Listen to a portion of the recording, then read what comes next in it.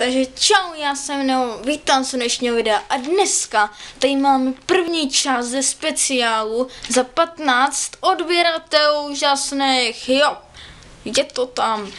Takže je mi 12, jmenuji se Jirka Petrásek, bydlím v Náchodě, hraju teďka asi nejvíc Counter-Strike, CSGO, že jo, Counter-Strike Global Offensive a občas si třeba Minecraft nebo GTA 5.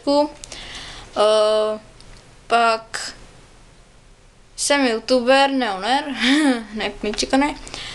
Nemám žádného sourozence, ale asi ani nebudu mít, protože moje máma je nemocná a nemůže mít žádný, že by někoho adoptovali, ale to asi ne. Mám doma 2 zvířata, psa Brita a ještě morče Bonda. Jmenuje se Bond, James Bond a je to morče. Tak dál, mám tablet od Lenovo, mobil od Sony Xperia.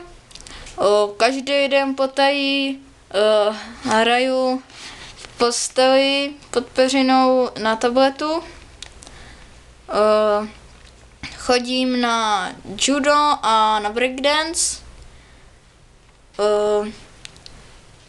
Chtěl bych používat, jako nepoužívám program na stříhání žádný, ale chtěl bych používat Camtasia Studio. Jako umím s ním, ale nějako, nevím, prostě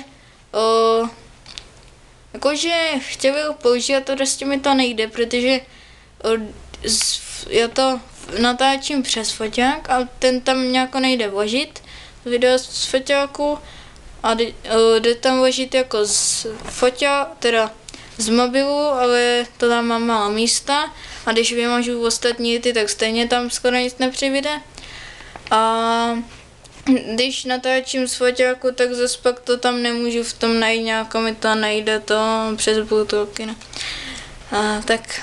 Takže mám foťák, právě o něm jsem teďka mluvil, mám Nikon od Nikonu, takový modrý, vy ho neuvidíte, protože přes ně natáčím teď.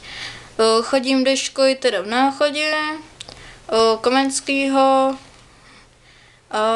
Moje práce, kterou bych chtěl být, jsem našel jako dobrou práci, nebudu vám říkat jakou, abyste mi nakonec šlohli třeba kolik to stojí nebo tak, ale prostě řeknu, že to vydělává docela dost a je to pokladní. Ještě jako nejsem úplně rozhodnutý, co bych chtěl být, ale to jsem viděl, že docela dost to vydělává, takže asi by mě to i bavilo a to je pro ještě video vše. Další video teda bude ve středu a pak další ještě v pátek a další pondělí, středu, pátek a teda. Takže určitě dejte like, určitě dejte koment, určitě dejte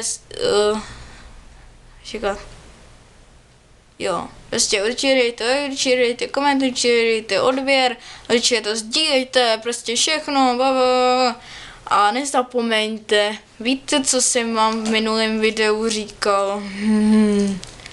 Kdo tam nedá like nebo dokonce dislike, tak vím, kde bydlíš.